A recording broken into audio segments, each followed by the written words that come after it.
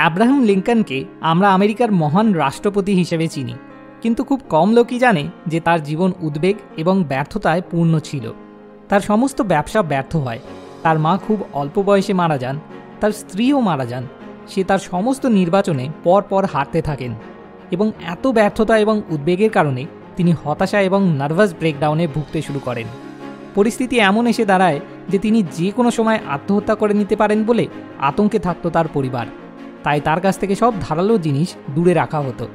এমনকি অ্যাব্রাহাম লিঙ্কনও তার এই অন্তহীন সমস্যায় ভরা জীবন নিয়ে ক্লান্ত হয়ে পড়েছিলেন। তাই তিনি সিদ্ধান্ত নিলেন যে তিনি নিজেকে তার কাজে এতটাই নিক্ষেপ করবেন যাতে তারা চিন্তা করার সময়ই না থাকে, এবং তিনি ঠিক তাই করেন। দেশ ও সমাজের জন্য তিনি তার জীবন উৎসর্গ করে দেন এবং বর্তমানে তাকে এখনও বিশ্বের শ্রেষ্ঠ মানুষদের মধ্যে গণ্য করা হয়। অ্যাব্রাহাম লিঙ্কন যেমন তার মানসিক দুশ্চিন্তাকে সঠিক উপায়ে পরিচালনা করে ইতিহাস তৈরি করতে পেরেছিলেন, ঠিক একইভাবে আপনি যদি আপনার মানসিক চাপকে সঠিক উপায়ে পরিচালনা করতে শিখে যান, তবে আপনিও আপনার জীবনে এতখানি সফলতা অর্জন করতে পারবেন যা হয়তো আপনি এখনও কল্পনাও করতে পারছেন না। আর তাই আজ এই ভিডিওতে আমি আপনাদের সাথে আমার বন্ধু রাজলজির লেখা রাজল নীতি স্ট্রেস ম্যানেজমেন্ট বই থেকে সেরা 3টে স্মার্ট আইডিয়া শেয়ার করব।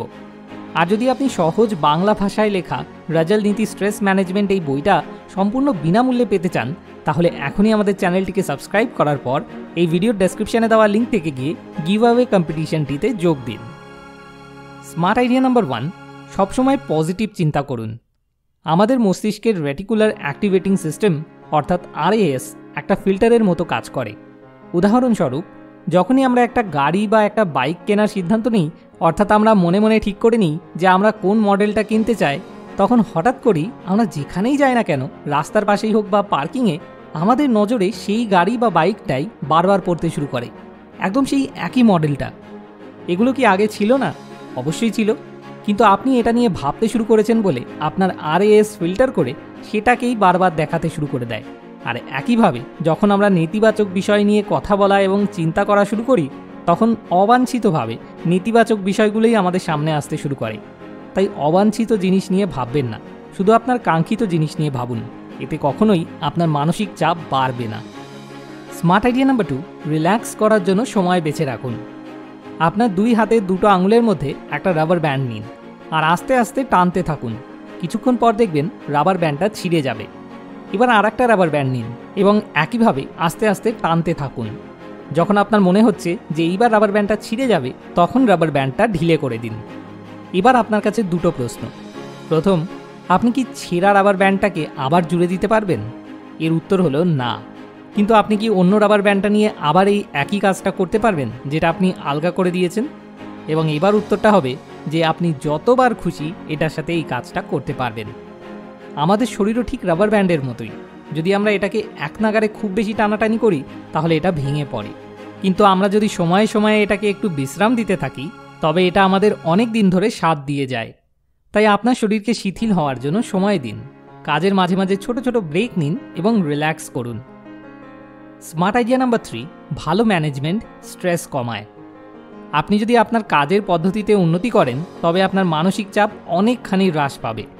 রাজল তার বইয়ে পার্সোনাল ম্যানেজমেন্ট ভালো করে তোলার জন্য 5টা পরামর্শ দিয়েছেন। নাম্বার 1, প্রতিটা জিনিস নির্দিষ্ট জায়গায় রাখুন। কারণ যখন প্রয়োজনের সময় জিনিস পাওয়া যায় না, তখন আমাদের সময় নষ্ট হয় আর অকারণে আমাদের স্ট্রেস বাড়তে থাকে, আর আমাদের টাকাও নষ্ট হয় আবার সেই জিনিসটা কেনার জন্য। নাম্বার 2, সময় মতো বিল পরিশোধ করুন। ইলেকট্রিক বিল, ট্যাক্স, স্কুল কলেজের ফি, ঋণ, ক্রেডিট কার্ড পেমেন্ট ইত্যাদি সময় মতো পরিশোধ করার জন্য আপনার মোবাইলে রিমাইন্ডার ব্যবহার করুন। নাম্বার 3, গাড়ি, এসি, ওয়াটার পিউরিফায়ারের মতো জিনিসগুলোর নিয়মিত সার্ভিসিং করান। কারণ এই জিনিসগুলো ব্যয়বহুল এবং যদি আমরা এগুলোর নিয়মিত সার্ভিসিং না করাই, তাহলে এগুলো তাড়াতাড়ি খারাপ হয়ে গিয়ে স্ট্রেসের কারণ হয়ে দাঁড়াতে পারে। নাম্বার 4, প্রতিদিনের জন্য টু ডু লিস্ট তৈরি করুন এবং সেই অনুযায়ী কাজ করুন। আর নাম্বার 5, প্ল্যান বি রেডি রাখুন। ইলেকট্রিশিয়ান, প্লাম্বার, মেকানিক ইত্যাদি 2টো করে বিকল্প রাখুন, যাতে একজনকে পাওয়া না গেলে আপনার কাছে তখনই আর একটা বিকল্প থাকে এবং আপনি অযথা চাপের হাত থেকে রেহাই পেতে পারেন। আপনি যদি এরকম আরও স্মার্ট আইডিয়া সম্পর্কে জানতে চান, তাহলে নিচের ডেসক্রিপশনে দেওয়া লিঙ্কে গিয়ে আপনি চাইলে রাজল নীতি স্ট্রেস ম্যানেজমেন্ট বইটা কিনে পড়তে পারেন। সবশেষে আপনার কাছে একটা ছোট্ট অনুরোধ, যদি আপনার এই ভিডিওটা সত্যিই কাজের বলে মনে হয়, তাহলে আপনার বন্ধুদের সাথে শেয়ার করে আপনি তাদের সাহায্য করুন। Thanks for watching. More wisdom, more solution, better life.